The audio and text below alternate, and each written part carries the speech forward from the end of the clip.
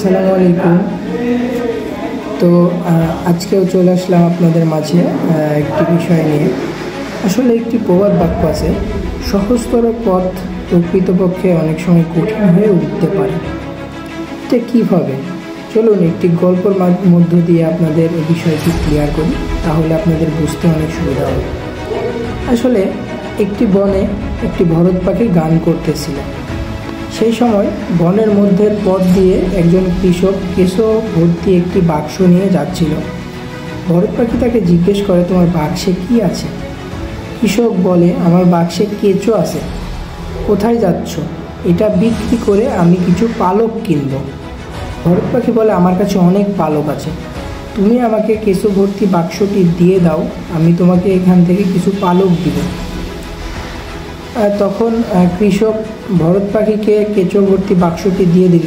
এর প্রতিদানে ভরত পাখি কৃষককে তার ডানা থেকে কিছু পালক দিল। এরপরে পরের দিনও একইভাবে লেনদেন করলো ভরত পাখি। এর পরের দিনও কিছুদিন পরে কৃষক ভরত পাখির পুরো শরীরের পালকগুলি নিয়ে নিল। এতে ভরত পাখিকে দেখতে অনেক কুৎসিত লাগছিল।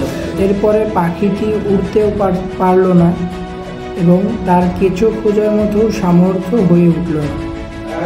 সে গানগুলোও ভুলে গেল। কিছুদিন পরে সে মারা গেল। আসলে ভরত পাখিটি চেয়েছিল তার কাজটিকে সহজ করতে, কিন্তু এটি অনেক কঠিন হয়ে পড়ল। আসলে আমাদের জীবনেও এরকম কিছু বিষয় আছে, আমরা অনেক সময় কিছু কাজ করতে গিয়ে কাজকে সহজ করতে চাই। আসলে সহজ কাজও অনেক সময় আমাদের জন্য এরকম কঠিন হয়ে পড়ে।